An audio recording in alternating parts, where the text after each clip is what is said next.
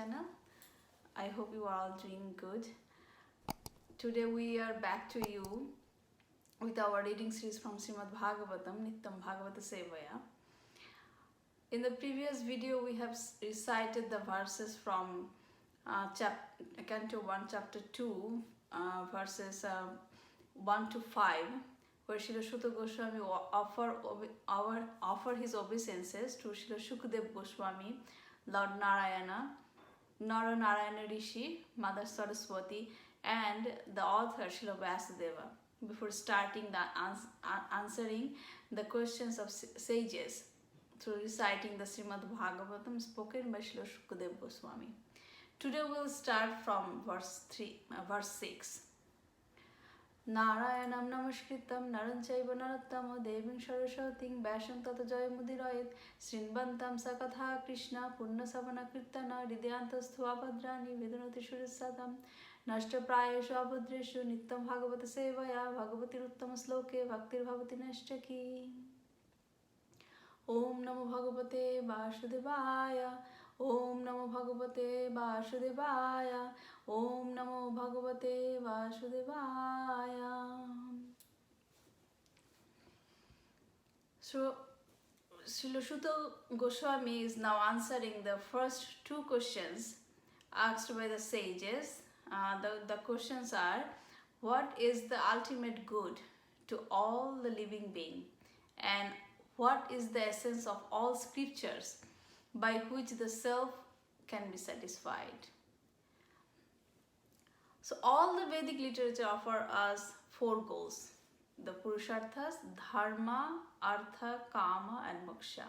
Religion, economic development, sense gratification and liberation.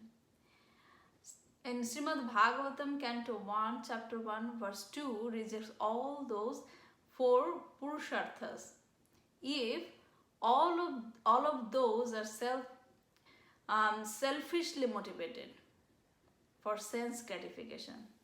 So in that verse, it was explained that if the Purusharthas are maintained for the sense gratification, then it is rejected. So it is says that cheating dharma, cheating religion.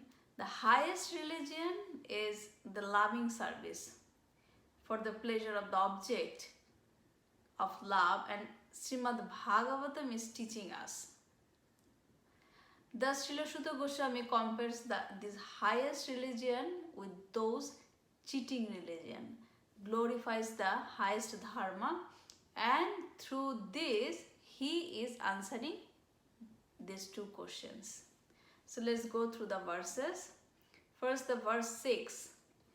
Shavai pumsham para dharma yat bhakti radhakshaje ahuito ki apratihata ya yatma suprashidhati. The supreme occupation, dharma, for all humanity is that by which men can attain to loving devotional service unto the transcendent Lord. Such devotional service must be unmotivated and uninterrupted to completely satisfy the self. So here the supreme dharma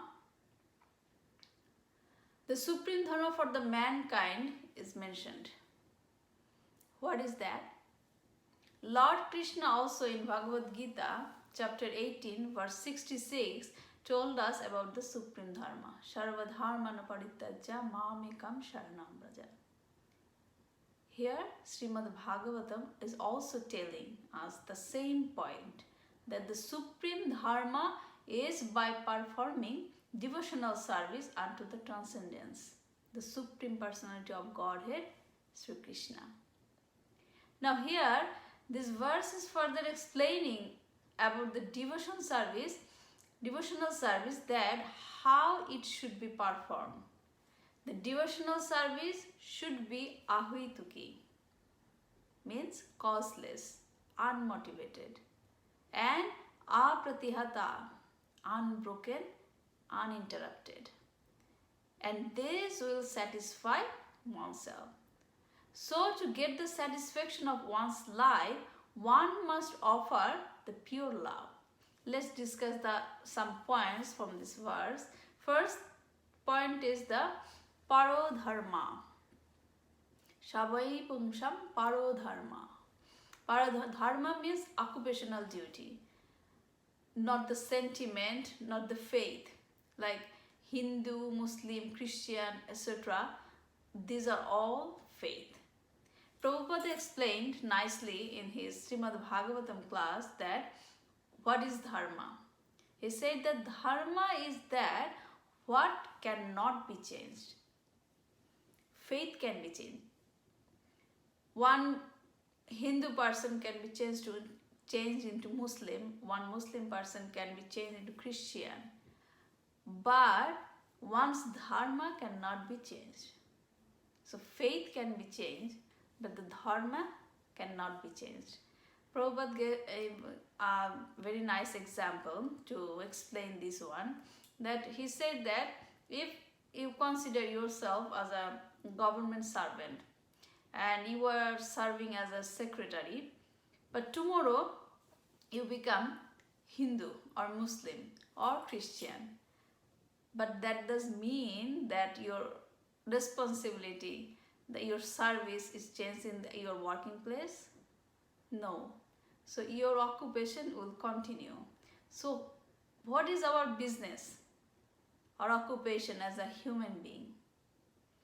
It is to serve somebody. So according to Chaitanya Mahaprabhu, he said that Jivero Sharup hoy Krishnero Nitya Das. So the real occupation of being a human being, so for human the real occupation is to serve Krishna, and this is our real business.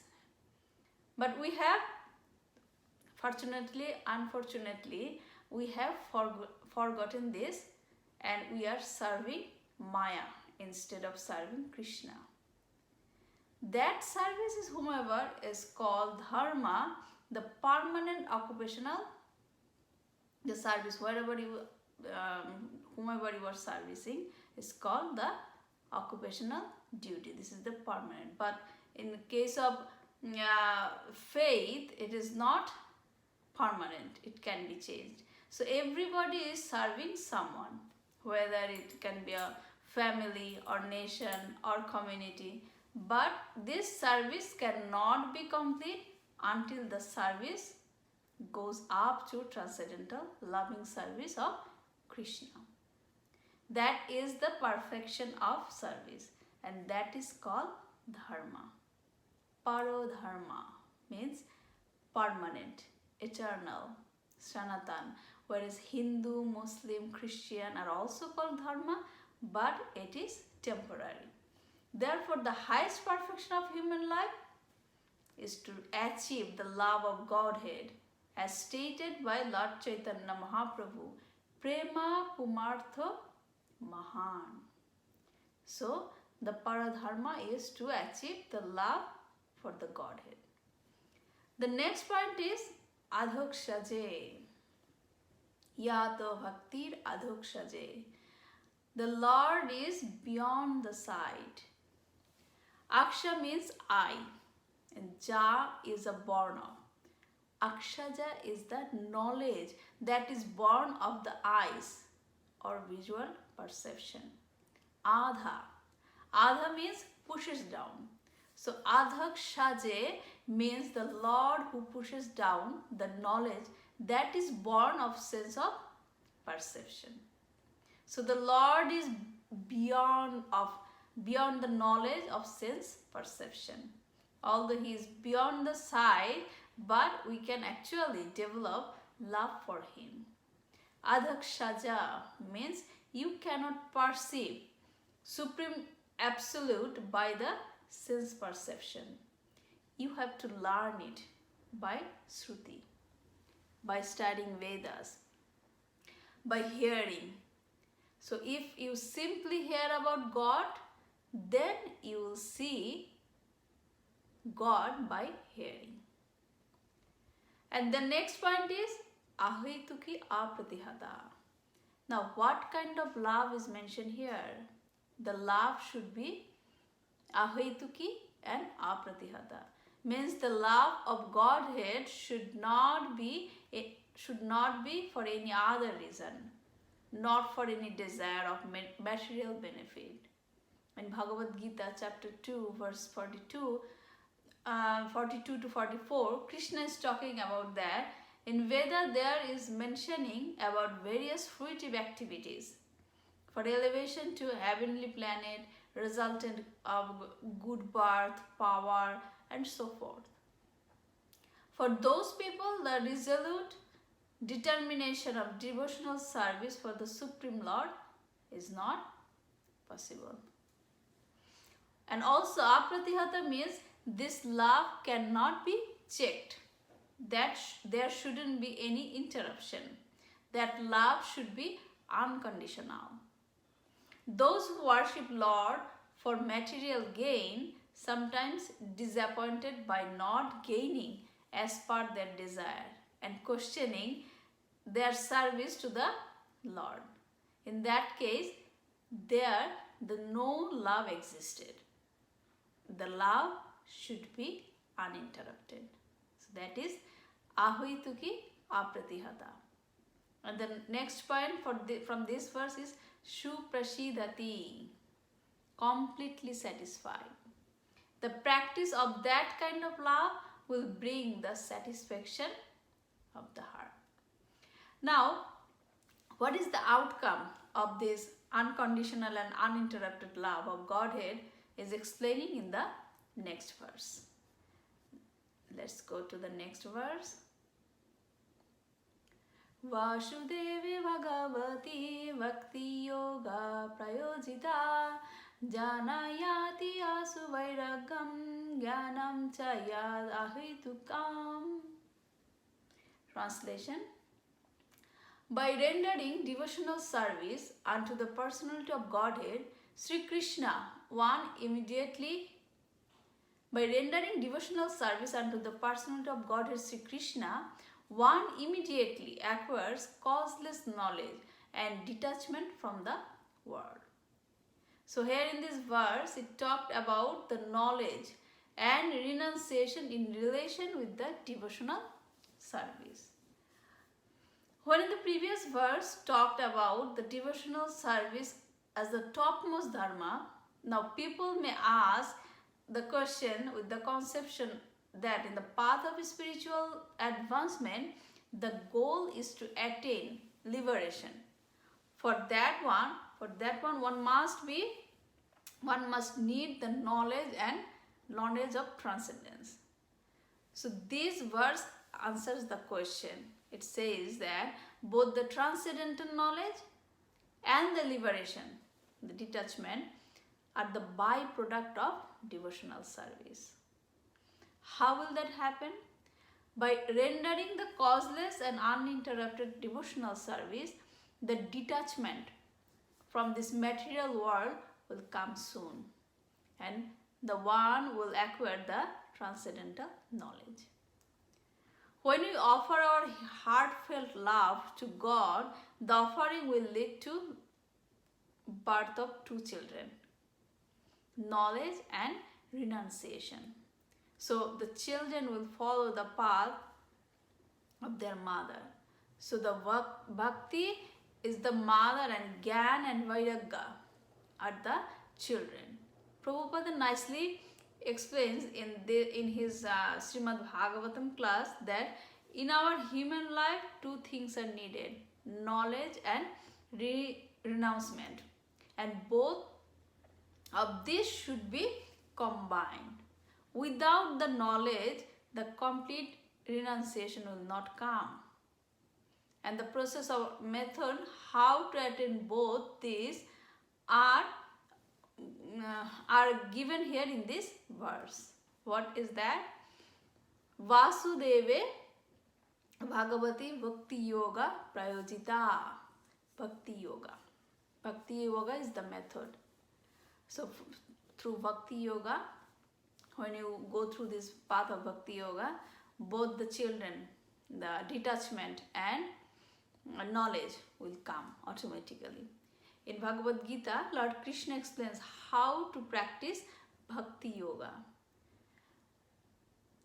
Chapter 9:34, he says that how we can do that? By thinking of Krishna, by becoming his devotee, by worshipping him, and to offer obeisances unto him. Now let's go to next verse, 8. Dharma shanustita pumsham vishvakshena katha suya notpadayat yat tratim sramaeva hi kevalam. The translation: the occupational activities a man performs according to his own position are only so much useless labor if they do not provoke attraction for the message of the personality of Godhead. Very nice. Here Srimad Bhagavatam is giving us very powerful message with respect to the Varnashram duties that are explained in Veda. Though in Vedas different duties are explained for different ashramas to get liberation, here Srimad Bhagavatam is not saying to rejecting all those occupational duties. Rather, it says that those duties are not sufficient. The main point is not just to doing the duties. In Bhagavad Gita, Krishna says that he made all the varnashrams and divided the duties. But we need to understand the purpose of those duties. The purpose is to develop the attraction to the Lord. Otherwise, it will be just a waste of time. Following the occupational duties according to the Veda is to make the platform from where one can go to that place that should be from that place he can build the relationship with the Supreme Lord. So performing the occupational duties as explained in the Vedas will build the platform. So all Srimad Bhagavatam is teaching us the difference between the difference in the occupational duties from the material point of view and spiritual conception of those duties. So all the duties in Varnashram are based on material conception, which are essential for material maintenance. But superior to that, one must understand the necessity of the soul. Those who are engaged in the occupational duties for the maintenance of body and mind cannot connect to the Lord. Those people have no information about the soul, whose existence is beyond the body and mind, and are thus always engaged in maintenance of the body and mind, which are the outer covering of the soul, which will never give them satisfaction. One must do their occupational duties in such a way that he can fulfill the desire of the soul, and that is to be free from the cage of this body and get connected with the Supreme Spirit. So the conclusion is any kind of occupational duty we are performing, if this is not leading to the bhakti, to Supreme Personality of Godhead, then it is just simply a waste of time. So that is the explanation, that is the message from this verse. So let's go to the next verse, verse 9. Dharmasya hi apavargasya narthur thaya pakalpate narthaya dharma ikantasya kamulabhaya hismitaha. All occupational engagements are certainly meant for ultimate liberation. So that is the thing that we explained in the previous verse, all occupational engagements are certainly meant for ultimate liberation. They should never be performed for material gain. Furthermore, according to sages, one who is engaged in the ultimate occupational service should never use material gain to cultivate sense gratification. So here in this verse, Srimad Bhagavatam is teaching us that the dharma is not for sense gratification. Dharma is for going beyond the material existence. Dharma is for apavarga, the ultimate liberation. Prabhupada explains in one of his Srimad Bhagavatam class about the pavarga. So pavarga is the pa pha ba bha ma. Pa means parishrama, hard labor, and fa means fena, foaming. Like, because it is the when people are doing very hard work, from their mouth sometimes foam comes out.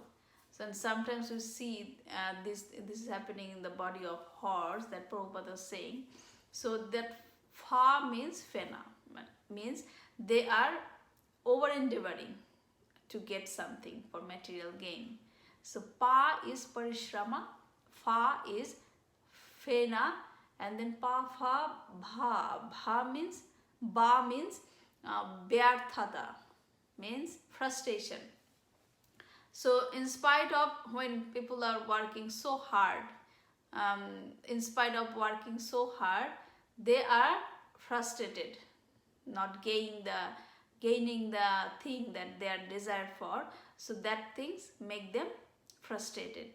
So ba means vyarthata, means frustration, and the next is bha. Bha comes from bhaya. Although he is working very hard, still he is fearful of losing everything. He is fearful, always fearful that what will happen next, what will happen in the future. So he is always in the state of fearful situation. So that is bha is bhaya, and next comes is ma. Ma comes for mrityu. Working so hard day and night to gain the things, still they have to accept the death.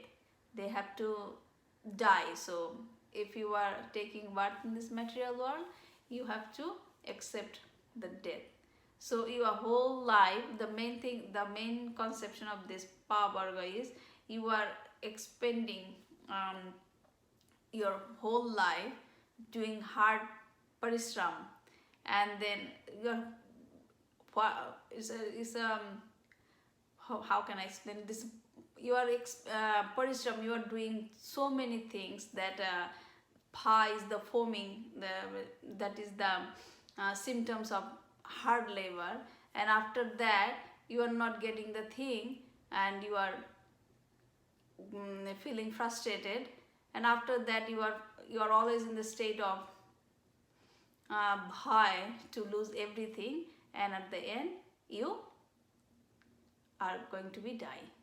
So this is the pa pha ba bha ma. These 5 letters represent 5 kinds of our activities in this material world.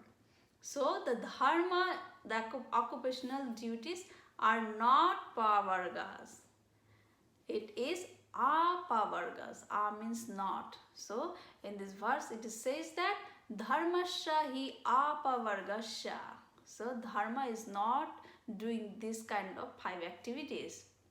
So that does not mean that Srimad Bhagavatam is contrasting the Purusharthas that are explained in Veda, Dharma, Artha, Kama, Moksha. Actually, Srimad Bhagavatam will connect all 3 into Moksha. What we learn from Purushartha, that the Dharma will lead to Artha, Artha will lead to Kama, and Kama will lead to Moksha. But Srimad Bhagavatam teaches us that dharma, artha, kama all will lead to transcendence. So we need to do our occupational duties, these purusharthas.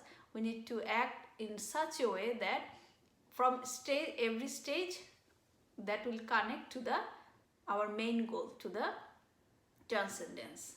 So one should not engage himself in any sort of occupational service for material gain only, nor should material gain be utilized for sense gratification.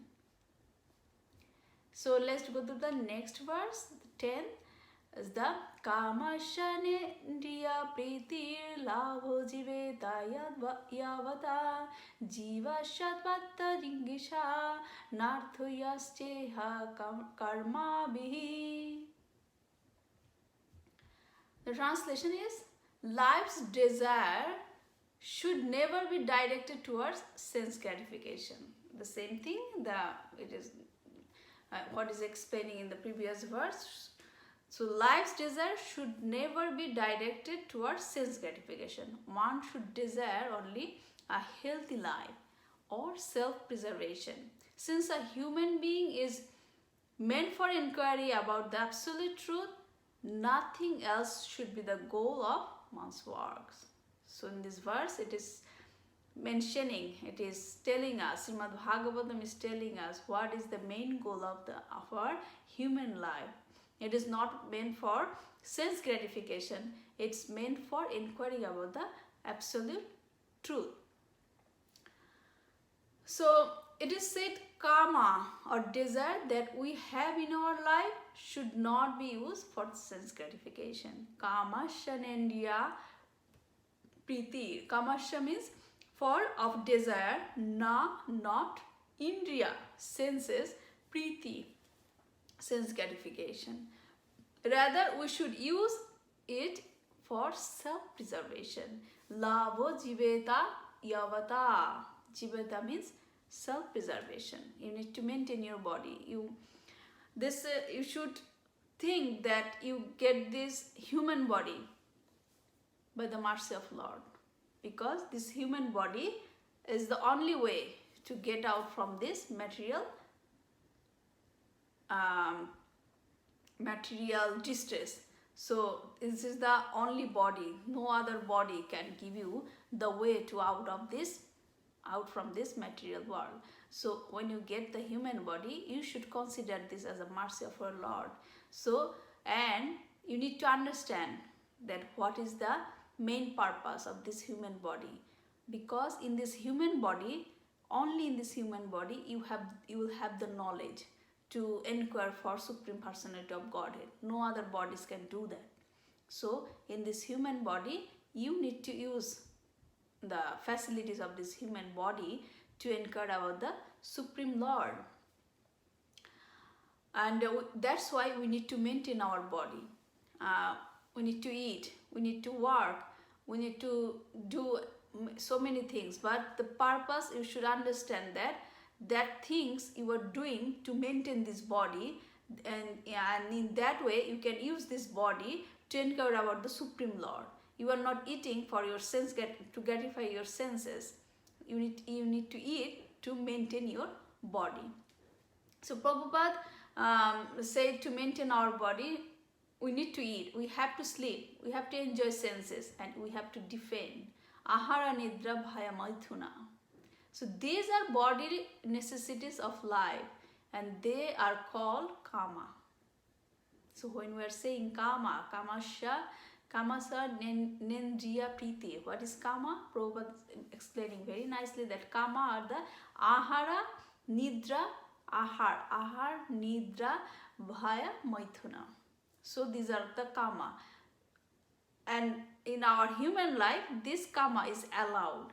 Krishna says in Bhagavad Gita that dharma aviruddha kamosmi, which is not against religious principle.